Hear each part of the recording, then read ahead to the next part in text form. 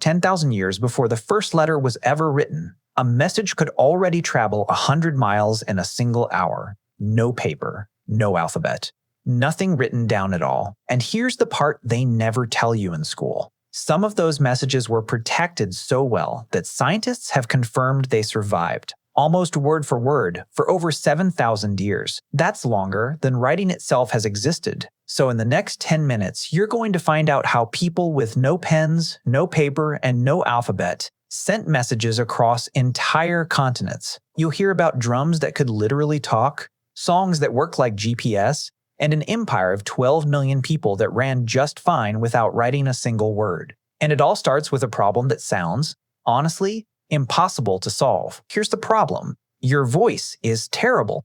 If you shout as loud as you can, a person can understand you from maybe 200 meters away.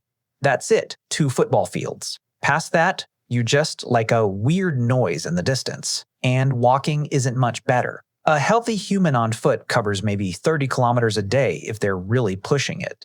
So if you lived 15,000 years ago and wanted to get a message to someone 500 kilometers away, that's weeks of walking through territory full of strangers, predators, rivers, and mountains. You'd think messages basically just didn't travel. Everyone kind of stayed in their own little bubble. Right? Wrong, and we can prove it. Archaeologists keep digging up things that should not be where they are. Seashells from the sea buried hundreds of kilometers inland at campsites over 30,000 years old. Obsidian. That's black volcanic glass used for making razor-sharp tools from one specific volcano in Turkey, showing up at sites 9,000 years old and almost 1,000 kilometers away. Somebody moved that stuff, hand to hand, group to group, across distances that took months. And stuff doesn't move unless information moves with it. Where it came from, what it's worth, who wants more of it. Which means 15,000 years ago, there was already a network out there, a slow human-powered internet made of legs and memory. But a network is useless if the message dies along the way. So ancient humans had to solve 3 problems. Make sound travel farther, make the message survive the journey, and make memory itself unbreakable. Let's start with the loudest one. Is shouting only works for 200 meters? How do you talk to someone on the other side of a valley? Simple. You stop talking and you start whistling. On a small island near Spain called La Gomera, people developed something called silbo gomero. And no, it's not whistling a tune. It's whistling actual words. The whistle copies the rise and fall of spoken language, so a trained ear can decode it right back into full sentences. Here's the crazy part. A whistle cuts through wind and distance around 10 times better than a shout. People on La Gomera were having full conversations across canyons more than 3 kilometers wide. Need to ask your neighbor something? Whistle it. No climbing required. And whistled languages didn't just appear once. They popped up in Turkey and Mexico and West Africa. Anywhere the land had deep valleys, humans figured out the exact same trick, but whistling has a limit too. So in West Africa, people went bigger. They built drums that could talk. Many West African languages are tonal, which means the pitch of a word changes what it means. So drummers carved special drums that made 2 tones, high and low, and they would literally drum out the pitch pattern of entire sentences. A trained drummer wasn't sending a code like 3 beats means danger. He was speaking real messages with names and details. A good drum could be heard about 7 kilometers away. And here's where it gets insane. The next village would hear the message and repeat it on their own drum. Then the next village, then the next, a relay. When European explorers first sailed along the coast of Africa, they were shocked to find that villages 100 miles inland already knew they were coming. The news had outrun their boats. Researchers later estimated that drum messages could travel 100 miles in under an hour. 100 miles in an hour? What? In the 1800s, nothing in Europe could touch that speed. And when sound wasn't enough, there was always smoke and fire. Aboriginal Australians used smoke signals to announce their movements across the land. And in ancient China, watchtowers along the northern border used smoke by day and fire by night. So a warning about an invasion could jump from tower to tower across hundreds of kilometers in a single day. Way faster than any horse, so that's all speed. But speed only matters for short alerts. Danger, we're coming, stay away. What if the message is long and complicated? What if it has to travel for weeks? inside a human head and come out the other end exactly right. That's where the professionals came in, the messengers.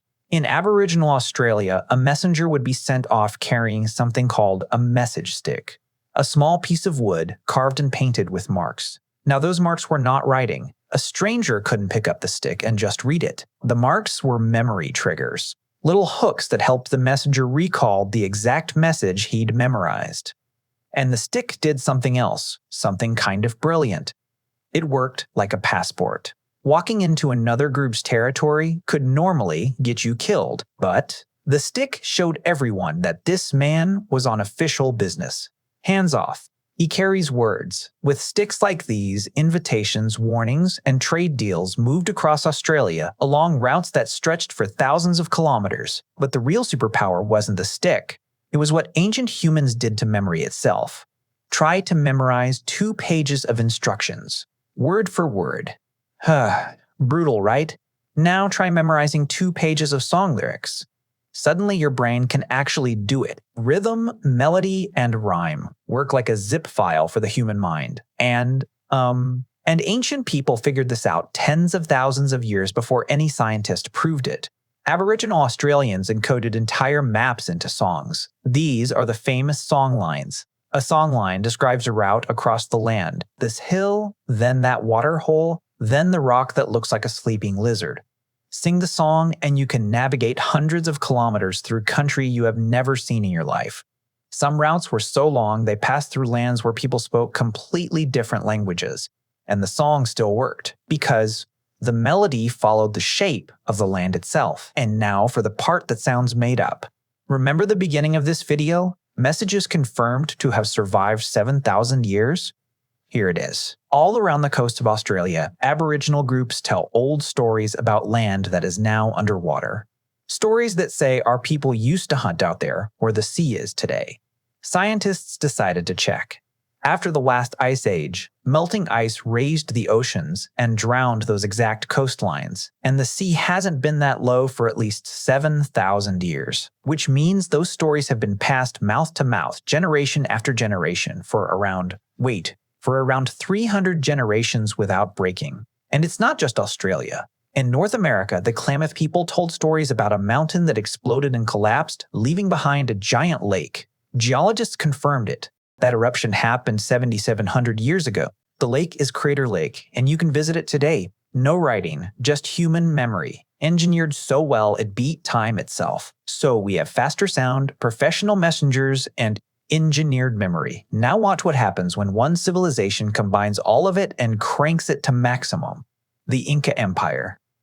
At its peak, around 12 million people, stretched along the Andes Mountains, one of the harshest landscapes on Earth. They had cities, taxes, armies, warehouses full of food, and a road network of roughly 40,000 kilometers.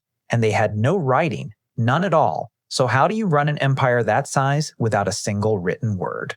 2 inventions. The first was the gapu, a bundle of colored strings covered in knots. The type of knot, its position on the string, the color, all of it stored numbers and records. Census counts, warehouse stock, tax records, an entire government hanging on strings. The second invention was the chasqui, relay runners, young men stationed in small huts placed every few kilometers along the roads. A runner would sprint at full speed to the next hut, shout the memorized message to the next runner, hand over the kapu and that fresh runner would take off immediately. Day and night, rain or snow, through mountain passes so high that modern airplane cabins aren't even pressurized to that altitude. Messages moved about 240 kilometers every single day. The emperor up in the mountains could ask for fish from the ocean, and runners would carry it to him, still fresh, in about 2 days.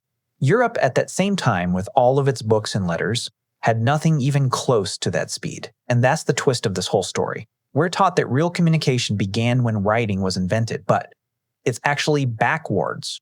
Writing didn't start long-distance communication. Writing just got hired by a system that had already been working for tens of thousands of years. The whistles, the drums, the songs, the runners, they were the original network. And honestly, we never fully left it. Think about it. When you teach a kid the alphabet, the very building blocks of writing, what do you use? A song, the ABC song. 5,000 years after inventing letters, we still trust a melody to carry information better than the letters themselves. The ancient system was never shut down. It's still running quietly in the back of your head, right now. And if messages could cross entire continents without writing, wait until you see what ancient humans built without metal tools. That video is on your screen right now.